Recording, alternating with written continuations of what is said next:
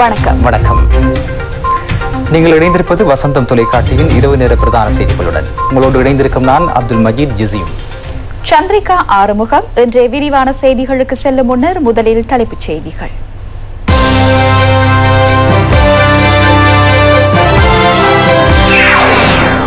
Extra செனேகா இடையில் வரும் நிலையில் கட்டுநாயக்க பாதுகாப்பு அதிகாரிகளுக்கு பாசிட்டிவ். பாடசாலை வேன்களின் சாரதிகளுக்கும் நடத்துனர்களுக்கும் எழுமாறான என்டிஜன் பரிசோதனை. சமூக ஊடகங்களில் இன்று பிரதமர் பற்றி பேசும் நிலையில் சபாநாயகர் மஹிந்த பிரதமர் மஹிந்தவுடன் சந்திப்பு. பாடசாலை மைதான கனவு 24 மணி நேரத்தில் ஜனாதிபதியினால் நிறைவேற்றம்.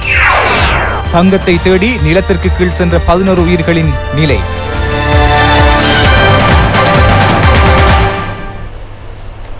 இனி விரிவான செய்திகள். சந்திரிகா, கொரோனாவினுடைய 2வது அலை உருவாகி இப்போது மீண்டும் நாட்டினுடைய பல பகுதிகள் முடக்கப்பட்டு மீண்டும் இப்போது விடுவிக்கப்பட்ட நிலையிலே மக்கள் தங்களுடைய அன்றாட இயல்பு நிலைக்கு வளமையாக திரும்பியிருக்கிறார்கள். கொரோனாவுடன் மக்கள் தமது அன்றாட நடவடிக்கைகளில் கவனம் செலுத்தும் நிலையிலே கொரோனா ஊடகம் தொடர்பாகவும் கூடிய கவனம் செலுத்த ஆரம்பித்திருக்கின்றார்கள் இல்லையா? ஆம் ஜசீம், இந்த வகையில் மக்கள் பிரதிநிதிகள் சிலர் கூட கொரோனா தொற்றுக்குள்ளாகியுள்ளனர். அவர்களில் பெரும்பாலானவர்கள் தற்போது குணமடைந்து வீடுகளுக்கு திரும்பியுள்ளனர். அமைச்சர்கள் இராஜாங்க அமைச்சர்கள் பாராளுமன்ற உறுப்பினர் ஒருவருக்கும் கொரோனா தொற்றியது. குணமடைந்த இராஜாங்க அமைச்சர் தயாஸ்ரீ ஜெயசேகர வீடு திரும்பியுள்ளார். அமைச்சர் வாசுதேவ நாணயக்காரவும் இன்று குணமடைந்து வீடு திரும்பினார். பாராளுமன்ற உறுப்பினர் ரவுஃப் ஹக்கீம் தனது தனிமைப்படுத்தல் காலத்தை நிறைவு செய்து நேற்று வீடு திரும்பியதாக அவரது ட்விட்டர் கணக்கில் பதிவிட்டுள்ளார். அமைச்சர் பவித்ரா வன்னியாராட்சி, PL நிசாந்த ஆகியோர் தொடர்ந்தும் சிகிச்சை பெற்று வருகின்றனர். இன்று காலை வரை அடையாளம் காணப்பட்ட 724 கோவிட்-19 தொற்றாளர்களில் அதிகளவானோர் கொழும்பு மாவட்டத்திலேயே கண்டுபிடிக்கப்பட்டனர். அவ்வெண்ணிக்கை 197 ஆகும். கொழும்பு கோட்டையில் 28 பேரும், புதுக்கடை பகுதியில் 14 பேரும், புறக்கோட்டை பகுதியில் 10 பேரும் உள்ளடங்குகின்றனர். கண்டி மாவட்டத்தில் நேற்றைய தினம் 110 தொற்றாளர்கள் அடையாளம் காணப்பட்டனர். அதில் கண்டி நகரில் 45 பேரும், ஹாரிஸ்பத்துவையில் 34 பேரும் உள்ளடங்குகின்றனர். கம்பஹா மாவட்டத்தில் 106 தொற்றாளர்கள் அடையாளம் காணப்பட்ட நிலையில் அவர்களில் 16 பேர் வத்தளையிலும் 10 பேர் வீதம் கம்பஹா மற்றும் மினுவாங்கொட பகுதிகளிலும் பதிவாகியுள்ளனர். குருணாகலில் 40 பேரும், காலியில் 38 பேரும், ரத்தினபுரியில் 31 பேரும், களுத்துறையில் 28 பேரும், மாத்தளையில் 27 பேரும், கேகாலையில் 24 பேரும், மாத்தரையில் 22 பேரும், புத்தளத்தில் 21 பேரும், மன்னாரில் 15 பேரும், ஹம்பாந்தோட்டையில் 12 பேரும் நேற்று அடையாளம் காணப்பட்டவர்களில் உள்ளடங்குகின்றனர். இதேவேளை பாலியகொட மீன்சந்தையுடன் தொடர்புடைய கொரோனா கொத்தனி தொற்றாளர்களின் எண்ணிக்கை 50,629 அதிகரித்துள்ளது. இலங்கையில் இதுவரை மொத்தமாக 57,936 தொற்றாளர்கள் அடையாளம் காணப்பட்டுள்ளனர். அவர்களில் 8,395 பேர் வைத்தியசாலைகளில் சிகிச்சை பெற்று வருகின்றனர். 49,684 பேர் இதுவரை குணமடைந்து வீடுகளுக்கு சென்றுள்ளனர். மேலும் 2 கொரோனா மரணங்கள் பதிவாகியதை அடுத்து இலங்கையில் கொரோனா தொற்றினால் மரணித்தோரின் எண்ணிக்கை 280 அதிகரித்துள்ளது. கல்கிச பகுதியைச் சேர்ந்த 69 வயதுடைய ஆண் ஒருவர் கடந்த 22ஆம் திகதி ஹோமாகம ஆதார வைத்தியசாலையில் சிகிச்சை பெற்று வந்த நிலையில் உயிரிழந்தார். அதேபோல் ரணால பகுதியைச் சேர்ந்த 82 வயதுடைய பெண் ஒருவரும் கொரோனா வைரஸ் தொற்றுக்கு இலக்காகி உயிரிழந்துள்ளார். அவரும் ஹோமாகம ஆதார வைத்தியசாலையில் உயிரிழந்ததாக கோவிட்-19 பரவலை தடுப்பதற்கான தேசிய செயற்பாட்டு மத்திய நிலையம் தெரிவிக்கின்றது. முப்படையினரால் நிர்வகிக்கப்பட்டு வரும் 91 தனிமைப்படுத்தல் மத்திய நிலையங்களில் 8,117 பேர் தனிமைப்படுத்தப்பட்டுள்ளனர். நேற்றைய தினம் நாட்டில் 18,515 PCR பரிசோதனைகள் மேற்கொள்ளப்பட்டுள்ளன. காலி, கிந்தோட்ட, வெலிபிட்டி மோதர பகுதியில் இடம்பெற்ற தான நிகழ்வொன்றில் கொரோனா தொற்றுக்குள்ளான பெண்ணொருவர் கலந்து கொண்டதால் குறித்த விகாரையின் 3 பிக்குகள் தனிமைப்படுத்தலுக்கு அனுப்பப்பட்டுள்ளதாக போப்பே போத்தல சுகாதார வைத்திய அதிகாரி காரியாலயம் தெரிவிக்கின்றது. வெளிமட பழைய தபாலக வீதியில் அமைக்கப்பட்டுள்ள லொத்தர் விற்பனை கூட்டில் இருந்த நபருக்கு கொரோனா வைரஸ் தொற்று உறுதிப்படுத்தப்பட்டுள்ளதாக வெளிமட சுகாதார வைத்திய அதிகாரி காரியாலயம் தெரிவிக்கின்றது. வெளிமட திமுத்துகம பகுதியைச் சேர்ந்த இந்நபர் தற்காலிக தங்குமிடம் ஒன்றில் தங்கியிருந்த நிலையில் அவரின் தொடர்பாளர்களை கண்டறியும் நடவடிக்கையினை பொது சுகாதார பரிசோதகர்கள் ஆரம்பித்துள்ளனர். இதனிடையே இன்று காலை வரை வைத்தியசாலைகள் மற்றும் ஏனைய இடைத்தங்கல் மத்திய நிலையங்களில் இருந்து 644 பேர் பூரணமாக குணமடைந்து வெளியேறியுள்ளனர். மற்றும் புனானை விசேட சிகிச்சை மத்திய நிலையங்களில் இருந்து 37 பேர் கொண்ட குழு குணமடைந்த நிலையில் வீடுகளுக்கு சென்றது. அவர்கள் கொழும்பு, கம்பஹா, குருநாகல், கண்டி மற்றும் களுத்துறை ஆகிய மாவட்டங்களை சேர்ந்தவர்கள். ஹோமாகம சுகாதார மருத்துவ அதிகாரி அலுவலக பிரிவில் இடம்பெற்ற 2 திருமண வைபவங்களில் மணமக்களுக்கு கொரோனா தொற்றியுள்ளது. ஒரு திருமண வைபவம் கடுவல வட்டரக்க பாதுக்க பகுதியிலும் 3 விருந்துபசாரங்கள் நடத்தப்பட்ட போதிலும் 2 வைபவங்களுக்கு மாத்திரமே வைபவம் பெற்றுக்கொள்ளப்பட்டதாக ஹோமாகம பொது சுகாதார பரிசோதகர் பிரியந்த விஜயசூரிய தெரிவித்தார். மற்றைய திருமண வைபவம் ஹோமாகமையில் உள்ள உணவகத்தில் இடம்பெற்றுள்ளது. மணமக்கள் மீரியாம மற்றும் மொரகாகேன பகுதிகளைச் சேர்ந்தவர்கள். தற்போது பாடசாலைகள் திறக்கப்பட்டுள்ளன. இந்த நிலையில் மாணவர்களை வாகனங்களில் அழைத்து செல்லும் போது சுகாதார வழிமுறைகள் சரியாக பின்பற்றப்படுகின்றனவா என்பது தொடர்பில் போக்குவரத்து போலீசார் தொடர்ந்தும் கவனம் செலுத்துவார்கள் என போலீஸ் ஊடக பேச்சாளர் பிரதி போலீஸ் மா அதிபர் அஜித் ரோஹன தெரிவித்துள்ளார். இதேவேளை சந்திரிகா, பாடசாலை பஸ் வண்டிகளுடைய சாரதிகள் மற்றும் நடத்துனர்களுக்கு எழுமாறாக ஆன்டிஜென் பரிசோதனைகளும் இடம்பெற வேண்டும் என்பதாக பிரதி போலீஸ் மா அதிபர் அந்த தகவலையும் வெளியிட்டிருக்கின்றார். சுகாதார பாதுகாப்பு வழிமுறைகளை பின்பற்றாமல் பாடசாலை மாணவர்களை ஏற்றிச் சென்றால் அது தொடர்பாக சட்ட நடவடிக்கை எடுக்கப்படும் என போலீசார் தெரிவித்துள்ளனர். பாடசாலை மாணவர்களை ஏற்றிச் செல்லும் பஸ் வண்டிகள் மற்றும் ஏனைய வாகனங்களில் தனிமைப்படுத்தல் சட்டங்களை மதித்து மாணவர்களை அழைத்துச் செல்கின்றார்களா என்பதை கண்டறிய நடவடிக்கை எடுக்கப்பட்டுள்ளது. தனிமைப்படுத்தல் சட்டங்களுக்கு முரணாக மாணவர்கள் ஏற்றிச் சென்றால் அவர்களுக்கு எதிராக சட்ட நடவடிக்கை எடுக்கப்படும். மேல் மாகாணத்தில் சாதாரண பரீட்சைக்கு தோற்றும் மாணவர்களுக்கான கல்வி நடவடிக்கைகள் மாத்திரம் நாளை ஆரம்பமாக உள்ளன. நாட்டின் ஏனைய மாகாணங்களில் சில கட்டுப்பாடுகளின் கீழ் பாடசாலைகள் திறக்கப்பட்டுள்ளன. தற்போதைய கொரோனா தொற்று நிலைமைகள் காரணமாக மேல் மாகாணத்தில் உள்ள பாடசாலைகளில் கல்வி பொதுத்தராதர சாதாரண தர வகுப்புகள் தவிர்ந்த ஏனைய வகுப்பு மாணவர்களின் கல்வி நடவடிக்கைகளுக்காக பாடசாலைகளை திறப்பது குறித்து இதுவரை தீர்மானம் எடுக்கப்படவில்லை.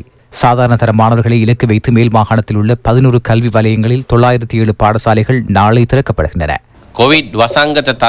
கோவிட் தொற்றுக்கு மத்தியிலும் பாடசாலைகளை திறந்து அவர்களுக்கு கல்வியை வழங்குவதற்கும் அவர்களின் எதிர்காலத்தை ஒளிமயமாக மாற்றுவதற்கும் ஜனாதிபதியும் கல்வி அமைச்சரும் எடுத்துள்ள இந்த முடிவுகளை நாம் பாராட்டுகிறோம். ஜனாதிபதித்துமாத் அத்தியாபன அமத்துமாத் எக்வ மே கண்ணாலது தீரனே அப்பி அகே கர்னோம்.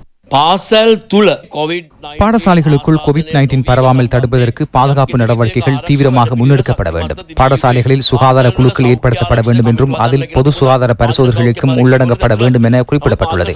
எனினும் பொது சுகாதார பரிசோதனைகள் அடங்கிய பாடசாலை குழுக்கள் இதுவரை ஏற்படுத்தப்படவில்லை. இந்த நிலையில் மேல் மாகாணத்தில் சாதாரண தர பரீட்சைக்கு தோற்றும் மாணவர்களுக்கான வகுப்புகள் ஆரம்பிக்கப்பட்டுள்ளன. இதுகுறித்து சுகாதார தரப்பினரும் கல்வி அதிகாரிகளும் விசேட கவனம் செலுத்துவது அவர்களின் பொறுப்பாகும்.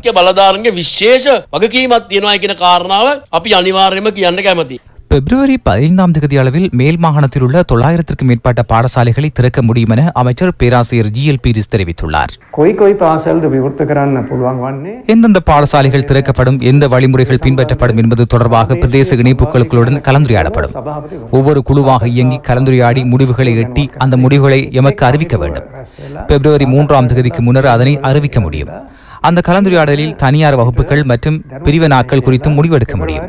இந்த பரிந்துரைகள் கிடைத்ததன் பின்னர் அதனை நாம் சுகாதார சேவைகள் பணிப்பாளர் நாயகத்திற்கு அறிவிப்போம். சுகாதார தரப்பினரிடம் தேவையான ஆலோசனைகளை பெற்றுக்கொள்வோம்.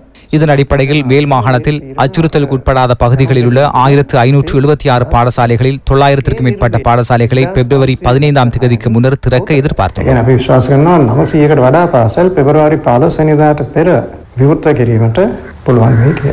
மாணவர்களின் போக்குவரத்து வசதிக்காக சிசு செரிய பஸ் வண்டிகளும் சேவையில் ஈடுபடுத்தப்படும் என போக்குவரத்து சபை தெரிவிக்கின்றது. தேவை ஏற்படின் மேலதிக பஸ்களை சேவையில் ஈடுபடுத்தவும் நடவடிக்கை எடுக்கப்பட்டுள்ளது. தற்காலிகமாக மட்டுப்படுத்தப்பட்டு ரயில் சேவைகளும் நாளை முதல் மீள வழமை போல் இயங்க உள்ளதாக ரயில்வே திணைக்களம் தெரிவித்துள்ளது. இதே நேரம் மேல் மாகாணத்திலும் தனிமைப்படுத்தப்பட்டுள்ள ஏனைய பகுதிகளில் முன்பள்ளி பாடசாலைகள் அடுத்த மாத நடுப்பகுதியில் ஆரம்பிக்க நடவடிக்கை எடுக்கப்பட்டுள்ளதாக ராஜாங்க அமைச்சர் PL நிஷாந்த் தெரிவித்தார். கொக்கல தனிமைப்படுத்த நிலையத்திலிருந்து அவர் விடுத்துள்ள அறிக்கையில் இது பற்றி தெரிவிக்கப்பட்டுள்ளது. நேற்று மத்துகம பெலவத்த தீனியாவல பகுதியில் கிராமத்துடன் கலந்துரையாடல் நிகழ்ச்சியில் கலந்து கொள்ள சென்ற ஜனாதிபதியிடம் பாடசாலை மாணவியொருவர் விடுத்த கோரிக்கைக்கு உடனடியாக செவிசாய்த்த ஜனாதிபதி கோரிக்கையை நிறைவேற்ற அதிகாரிகளை பணித்தார். அந்த மாணவியின் கோரிக்கை நிறைவேறும் விதம் எமது படப்பிடிப்பாளர்களின் கமராவில் பதிவாகியது. ஜனாதிபதி கிராமத்துடன் கலந்துரையாடல் நிகழ்ச்சியில் கலந்து கொண்ட போது பாடசாலை மாணவியோரோடு தமது பாடசாலை மைதானம் உள்ளிட்ட ஏனைய குறைபாடுகளை நிவர்த்தி செய்து தருமாறு கோரிக்கை விடுத்திருந்தார். மதிப்பிற்குரிய ஜனாதிபதி அவர்களே, எங்களுடைய பாடசாலை வகுப்பறையாக ஒரு மடுவத்தையை பயன்படுத்தி வருகின்றோம். அதிலிருந்தே நாம் கல்வி கற்று வருகின்றோம். மழை வந்தால் நனைகின்றோம். நாளொன்றுக்கு பாட நேரத்தை நாம் கைவிட வேண்டியுள்ளது. மழை பெய்தால் புத்தகத்தை திறந்து எங்களால் படிக்க முடியாது. அதேபோல் நாம் வலய மட்ட போட்டிகள் வரை விளையாட்டு துறையில் சென்றுள்ளோம். இன்று வரை எமது பாடசாலைக்கென ஒரு கூடை பந்தோ கரப்பந்தோ இல்லை. நாம் ஒரு வருடம் காத்திருந்துதான் அடுத்த வருட விளையாட்டுகளுக்கு பயிற்சிகளை மேற்கொள்கின்றோம்.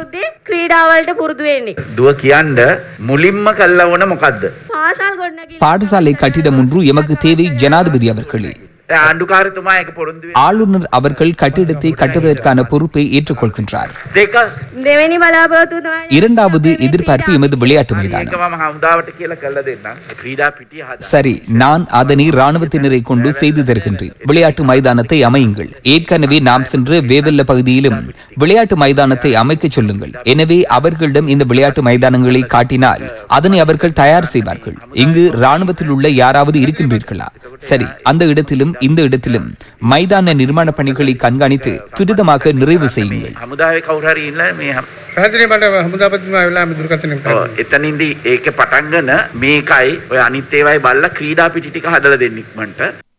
ஜனாதிபதி உடனடியாக ராணுவ தளபதி ஜெனரல் சவேந்திர சில்வாவுக்கு பணிப்புரை வழங்கி 24 மணித்தியாலங்களுக்குள் அந்த மாணவியின் கோரிக்கையை நிறைவேற்றினார்.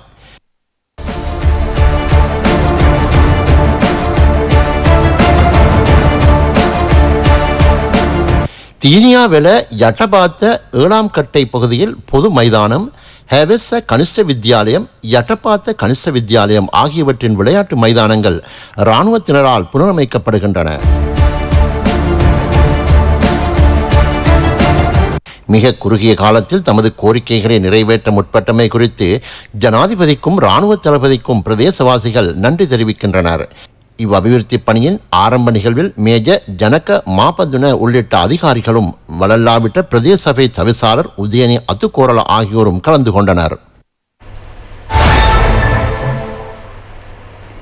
சபாநாயகர் விஜயராமவில் உள்ள பிரதமரின் உத்தியோகபூர்வ இல்லத்தில் வைத்து பிரதமரை சந்தித்துள்ளார்.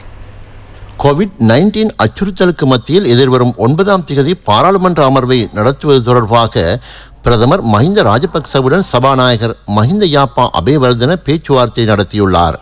சுகாதார வழிகாட்டல்களுக்கு அமைய பாராளுமன்ற நடவடிக்கைகளை முன்னெடுத்துச் செல்வது தொடர்பாகவும் பிரதமர் சபாநாயகரின் கவனத்தை ஈர்க்கச் செய்துள்ளார். ஹம்பாந்தோட்டை சின்ன ராவணா வெளிச்ச வீட்டுக்கு சமீபமாக விபத்துக்குள்ளான யூரோசன் கப்பலை கண்காணிக்க இலங்கை விமானப்படையின் பீச் கிராஃப்ட் 200 விமானம் பயன்படுத்தப்பட்டுள்ளது. விபத்துக்குள்ளான கப்பலை கண்காணிக்க இலங்கை விமானப்படையின் 3ஆம் இலக்க சமுத்திரப்படை பிரிவின் விமானமே பயன்படுத்தப்பட்டுள்ளது. கப்பலின் தற்போதைய நிலைமை தொடர்பில் கண்காணித்ததன் தொடர்பில் அது தொடர்பான தகவல் அடிப்படை உள்ளிட்ட பல்வேறு பிரிவுக்கு வழங்கப்படும் என விமானப்படை தெரிவித்துள்ளது. பீச் கிராஃப்ட் விமானம் கப்பலின் தற்போதைய நிலைமைகள் தொடர்பில் தொடர்ந்து கண்காணித்து வருகின்றது. லைபீரியா நாட்டுக்கு சொந்தமான MV யூரோசன் எனும் இக்கப்பல் சீமந்த தொகையை ஏற்றிக்கொண்டு வருகை தந்த சந்தர்ப்பத்தில் இலங்கை கடற்பகுதியில் விபத்துக்குள்ளானது. இச்சம்பவம் தொடர்பில் சமுத்திர சுற்றாடல் பாதுகாப்பு அதிகார சபை புறம்பான விசாரணைகளை ஆரம்பித்துள்ளதாக அதன் தலைவர் தர்ஷனி லஹதபுர தெரிவித்துள்ளார். எதிர்காலத்தில் கப்பலுக்கு எதிராக சட்ட ரீதியான நடவடிக்கை எடுக்கப்படும் எனவும் அவர் தெரிவித்தார். எவ்வாறான சுற்றாடல் பாதிப்பு ஏற்பட்டுள்ளது அல்லது பாதிப்பு ஏற்படுவதற்கான சந்தர்ப்பம் இருந்தால் அதனை குறித்துக் கொள்வதற்கு என்ன நடவடிக்கை எடுக்க வேண்டும் என்பது குறித்து விசாரணை செய்ய சமுத்திர சுற்றாடல் பாதுகாப்பு அதிகார சபை அதிகாரிகள் குறித்த இடத்துக்கு அனுப்பப்பட்டுள்ளனர். MT நியூ டயமண்ட் கப்பலுடன் ஒப்பிடுகையில் இந்த கப்பலினால் பாரிய பாதிப்பு ஏற்படவில்லை என தெரிய வருகிறது. எனினும் இந்த கப்பலினால் எமது கடல் வளத்துக்கு பாதிப்பு ஏற்படுமானால் அதனை தடுப்பதற்கான நடவடிக்கைகளையும் நாம் எடுக்க வேண்டும்.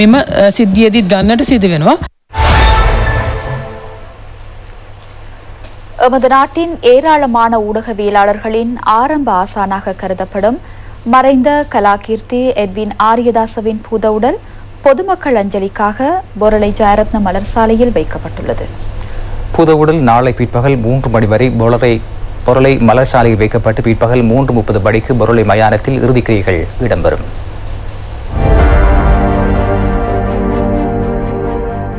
1922 ஆண்டு டிசம்பர் மாதம் 3ஆம் திகதி உணவட்டுணையில் பிறந்த விஜயதுங்க கருணாரத்ன எட்வின் ஆரியதாச காலி மஹிந்த வித்யாலயத்தில் கல்வி கற்றார். கொழும்பு பல்கலைக்கழகத்தில் மேலதிக கல்வியை பெற்றுக்கொண்ட அவர் கடந்த 1949 ஆண்டு லேக்ஹவுஸ் நிறுவனத்தில் இணைந்து கொண்டார். ஊடகத்துறை சம்பந்தப்பட்ட புதிய தொழில்நுட்ப வசனங்களுக்கு சிங்கள வசனங்களை வழங்குவதில் முன்னோடி நடவடிக்கைகளை மேற்கொண்ட எட்வின் ஆரியதாச இணையதளம், நேரடி ஒளிபரப்பு உள்ளிட்ட வசனங்களை சிங்கள மொழிக்குள் உள்வாங்கினார். இலங்கையில் சிரேஷ்ட பத்திரிகையாளர், சினிமா விமர்சகர், ஊடகவியலாளர், ஆசிரியர் என பல பரிமாணங்களில் ஆரியதாஸ் அவர்கள் இலங்கை சமூகத்துக்கு பல ஒப்பிட முடியா சேவைகளை செய்துள்ளார். நடமாடும் ஒரு அகராதியாக நான் அவரை பார்க்கின்றேன். அவரது அறிவை அனைவருக்கும் பகிர்ந்து கொடுத்த ஒரு குருவாக அவர் திகழ்ந்தார். தகவல் ஊடகத்துறைக்கு உரிமை கோரக்கூடிய ஒருவராக நான் அவரை பார்க்கின்றேன். கலாகீர்த்தி கலாநிதி எட்வின் ஆரியதாசவே அதற்கு சொந்தக்காரர். சிறுவர் முதல் பெரியோர் வரை அனைவரும் அறிந்து வைத்துள்ள ஒருவராக அவர் மக்கள் உள்ளங்களில் நீங்கா இடம் பிடித்துள்ளார். அன்பு, கருணை, காருண்யம் அனைத்தையும் வெளிக்காட்டியவராக அவர் திகழ்ந்தார். இத்துறையில் மிளறுகின்ற எவராவது இருந்தால் அவர் எட்வின் ஆரியதாசவிடம் பட்டை தீட்டப்பட்டவராவார். பலர் வருவார்கள், போவார்கள், அந்த இடங்கள் நிரப்பப்படும். ஆனால் இவர்களின் இழப்பு ஒரு பேரிழப்பாகும். இந்த நாட்டில் ஒழுக்க ரீதியான ஊடக கலாச்சாரத்தை உருவாக்குவதில் முன்னின்று செயற்பட்ட ஒருவராக நான் இவர்களை பார்க்கின்றேன். நினைப்பதை விட கூடுதலாக நினைக்கக்கூடிய, காண்பதிலும் பார்க்க கூடுதலாக காண்பதற்கும், கேட்பதிலும் பார்க்க கூடுதலாக ஒரு விடயத்தை கேட்பதற்கும், ஒரு அறிவுபூர்வமான சமுதாயத்தை கட்டியெழுப்புவதற்காக பாடுபட்ட ஒரு புத்திஜீவியாக அவர் ஆற்றிய பணிகள் ஏராளம். அவ்வாறானதொரு பெருந்தகையை நாடு இழந்துவிட்டது. அவரது இழப்பினால் ஏற்பட்ட இடைவெளியை நிரப்ப இந்த யுகத்தில் இன்னொருவர் வருவாரா என்பது என்னால் கூற முடியாது. அவரது மறைவு குறித்து நாம் பெரும் கவலை அடைகின்றோம்.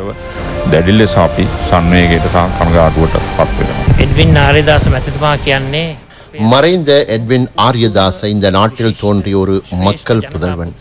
அவரது இழப்பு இந்த நாட்டிற்கு பேரிழப்பாகும்.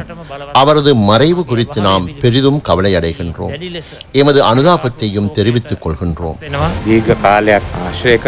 அவரோடு நான் நீண்ட காலம் பழகியுள்ளேன். அவரது அறிவும் ஆற்றலும் எல்லையற்றது. கலை இலக்கிய துறைக்கு அவர் ஆற்றிய பங்களிப்பு மகத்தானது. அதனை எம்மால் ஒருபோதும் மறந்துவிட முடியாது. எட்வின் ஆரியதாசவின் பணிகளை பாராட்டி பிரதமர் மஹிந்த ராஜபக்சவின் ஆலோசனைக்கமைய அரச அனுசரணையில் இறுதிக்கிரியைகள் இடம்பெறும். அனைத்து நடவடிக்கைகளும் சுகாதார வழிகாட்டல்களுக்கேற்ப மேற்கொள்வதற்கு அவரது இறுதிக்கிரியைகள் தொடர்பான குழு தீர்மானித்துள்ளது. இறுதிக்கிரியைகளை சுயாதீன தொலைக்காட்சியில் நேரடியாக ஒளிபரப்ப நடவடிக்கை எடுக்கப்பட்டுள்ளது. தூர இடம் ஒன்றுக்கு சென்று அல்லது காடொன்றுக்கு சென்றேனும் மன நிம்மதி கிடைப்பதாக இருந்தால் அதுவும் ஓர் அதிர்ஷ்டம் என தோன்றுகின்றது. பார்த்து ரசித்து பெருமையுடன் பேசக்கூடிய ஓர் இடத்தை இன்று நாம் மரபுகளை தேடி எனும் தொகுப்பினூடாக நோக்குகின்றோம்.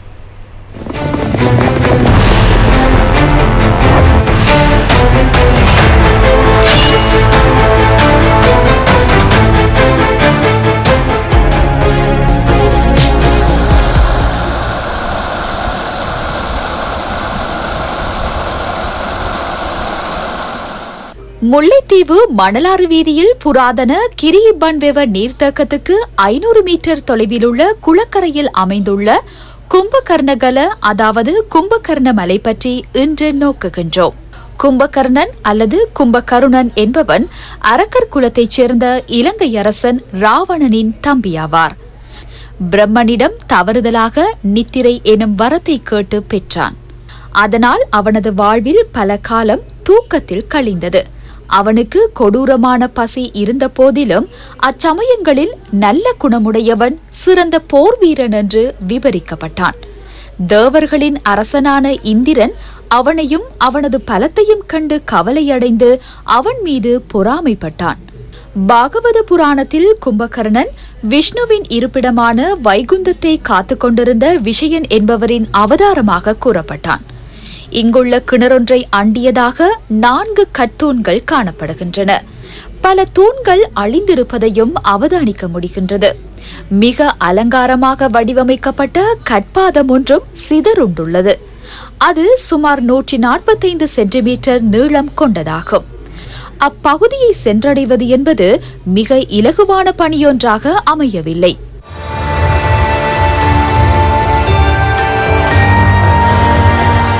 இதற்காக சிவில் பாதுகாப்பு படையினரும் கிராம மக்களும் எமது தயாரிப்பு குழுவினருக்கு உதவியுள்ளனர்.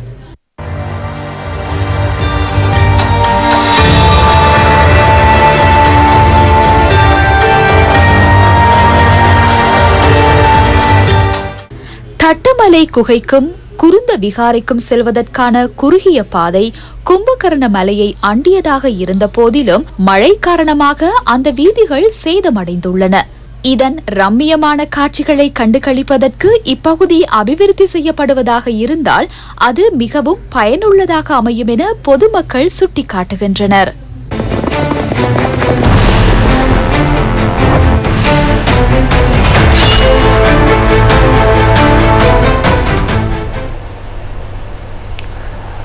சந்திரிகா, இன்று பெற்றோர்களுடைய கவன இனத்தினால் எத்தனையோ சிறுவர்கள் இன்று பரிதாபகரமாக உயிரிழக்கக்கூடிய நிலவை காணப்படுவதை நாங்கள் அவதானிக்கக்கூடியதாக இருக்கிறது. அது மாத்திரமல்லாமல் சிறுவர் பாலியல் துஷ்பிரயோகம், அதே போல கடலில் நீராடச் சென்ற போது சிறுவர் உயிரிழக்கின்ற சம்பவங்கள், இன்னும் ஏராளமான சம்பவங்களை நாங்கள் குறிக்கொள்ள முடியும். இந்த கவன இனத்தால் எத்தனையோ சிறார்கள் இன்று நாளுக்கு நாள் உயிரிழக்கின்ற காட்சியை கூட நாங்கள் பார்க்கலாம். வெளிநாடு சென்ற பெற்றோர்கள் அல்லது தொழில் நிமித்தம் வீட்டை விட்டு வெளியேறும் பெற்றோர்கள் தாம் வீடுகளிலே விட்டு செல்கின்ற சிறுவர்களுடைய நிலை என்ன என்பதை கூட அவர்கள் இன்று உன்னிப்பாக அவதானிப்பது குறைவாக இருக்கிறது. ஆம் ஜசீம், வீட்டை விட்டு வெளியேறும் பெற்றோர் பொறுப்பானவர்களிடம் தமது பிள்ளைகளை ஒப்படைக்க வேண்டும். அவ்வாறு இல்லாவிட்டால் இவ்வாறான துரதிருஷ்டவசமான சம்பவங்கள் நடைபெறுவதை யாராலும் தடுக்க முடியாது.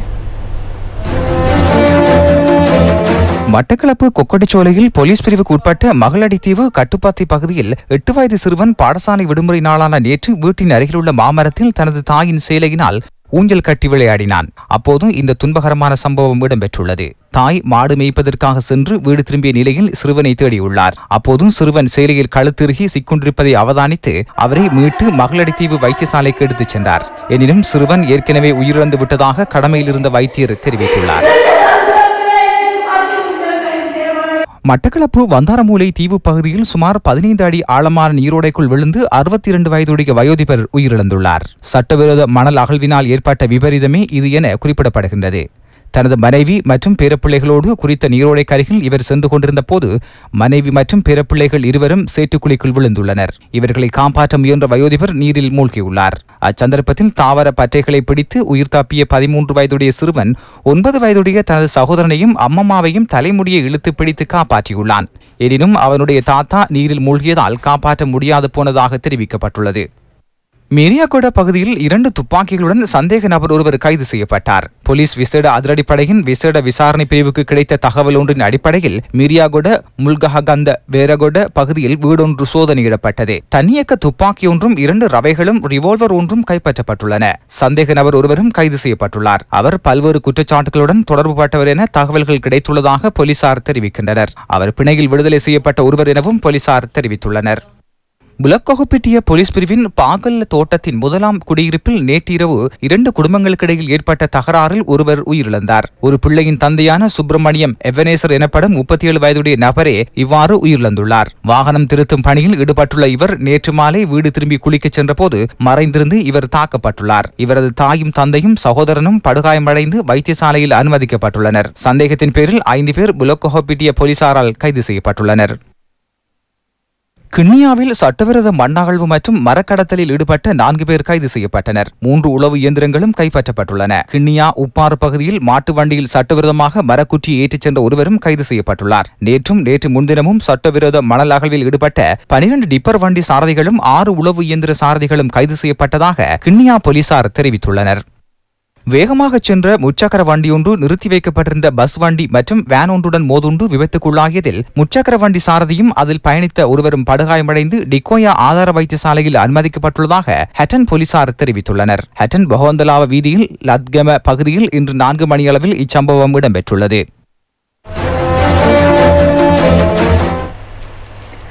மேலும் சில செய்திகளின் தொகுப்பு அடுத்து. கல்முனை மாநகர சபைக்கு உட்பட்ட சாய்ந்தமருது வெளிவேரியின் சுனாமி வீட்டுத்திட்ட கிராம வீதிகள் மழையினால் பாதிக்கப்பட்டுள்ளதனால் அதனை செப்பனிட்டு தருமாறு பிரதேச மக்கள் அரசாங்கத்திடம் கோரிக்கை விடுத்துள்ளனர்.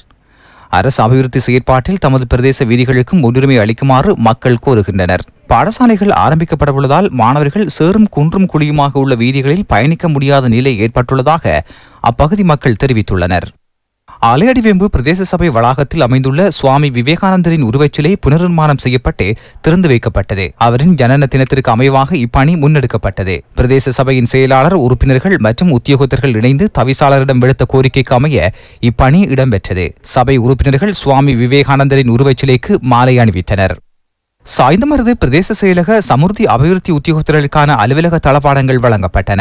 பிரதேச செயலாளர் IM ரிகாஸ் பிரதம அதிதியாக கலந்து கொண்டு தளபாடங்களை அலுவலக அதிகாரிகளிடம் கையளித்தார். கொரளைப்பற்று மத்திய சுகாதார வைத்திய அதிகாரி பிரிவில் டெங்கு ஒழிப்பு வேலை திட்டங்கள் முன்னெடுக்கப்படுகின்றன. இப்பகுதியில் கடந்த 1ஆம் திகதி தொடக்கம் 22ஆம் திகதி வரை டெங்கு நோயினால் பாதிக்கப்பட்ட 84 பேர் கண்டுபிடிக்கப்பட்டுள்ளனர். இதையடுத்து அப்பகுதியில் டெங்கு சோதனை நடவடிக்கைகள் முன்னெடுக்கப்பட்டு நுளம்பு பரவும் வகையில் சுற்றாடலை வைத்திருந்த பலர் எச்சரிக்கப்பட்டனர். மட்டக்களப்பு வவுனதீவு பகுதியில் சோளம் செய்கையின் அறுவடை விழா மண்முனை மேற்கு பகுதியில் இடம்பெற்றது. வவுனதீவு ஆயத்தமலை முல்லாமுனை கிராமத்தில் இடம்பெற்ற அறுவடை விழா விவசாய உதவி பணிப்பாளர் K. கருணாகரன் தலைமையில் இடம்பெற்றது. மட்டக்களப்பு மாவட்ட பிரதி விவசாய பணிப்பாளர் V. பேரின்பராஜா உள்ளிட்ட பலர் கலந்து கொண்டனர். இதன்போது நிலக்கடலை அறுவடையும் மேற்கொள்ளப்பட்டன. இத்துடன் வசந்தம் டிவியின் இன்றைய செய்திகள் நிறைவு பெறுகின்றன. மீண்டும் எமது அடுத்த பிரதான செய்திகளை நாளை மதியம் 1 மணிக்கு எதிர்பாருங்கள். வணக்கம். வணக்கம்.